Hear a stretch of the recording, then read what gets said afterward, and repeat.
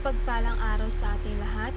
Ngayon ay sasagutin ko ang ilang mga katanungan tungkol sa kahandaan at kasiningan sa pagpili ng kagamitang panturo. Unang katanungan.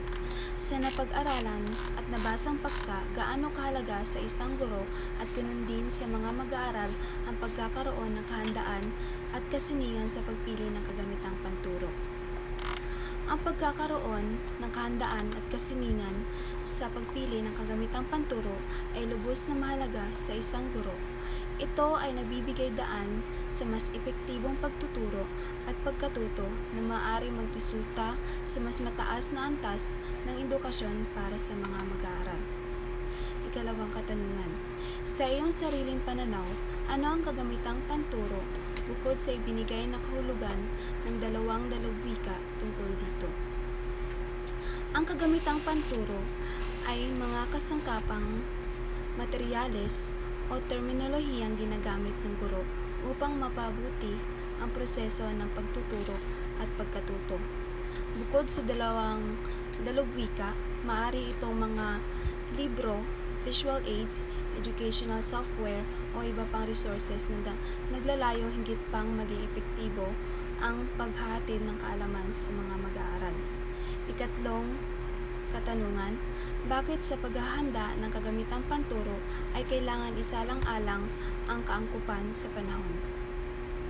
Ang pagsalang-alang sa kaangkupan ng panahon sa paghahanda ng kagamitang panturo ay mahalaga upang maging kasabay ng teknolohikal o sosyal na pagbabago. Ito ay nagbibigay daan sa paggamit ng mga makabagong kasangkapan at estratehiya na akma sa kasalukuyang konteksto at pangangailangan ng mga mag-aaral. Ikaapat na katanungan. Dapat bang isalang-alang ang mga mag-aaral at biographical na lokasyon ng mga ito? Oo, mahalaga ang pagsalang-alang sa mga mag-aaral at ang kanilang biografiya o lokasyon. Ang ganitong kaalaman ay makakatulong sa pagpili ng kagamitang panturo na mas maiintindihan nila. Ito ay nagbibigay daan sa personalisadong pagtuturo na mas nababatid ang pangangailangan at karanasan ng bawat mag-aaral. Ikalimang katanungan. Ipalagay na ikaw ay isa ng ganap na guro sa isang pampublikong paaralan. Ikaw ay naatasang magpaliwanag ng isang napapanahong isyu sa lipunan sa mga mag-aaral.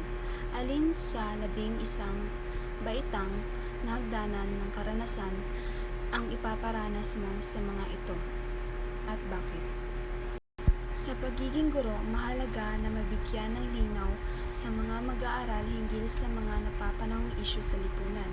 Isang halimbawa ay ang pagtalakay sa kahalagahan ng climate change at ang epekto nito sa ating kalikasan. Maaring ipakita ang scientific na ebidensya at magbigay ng mga hakbang na maaaring gawin sa bawat isa upang makatulong sa pagpapabuti ng kalagayan ng kalikasan.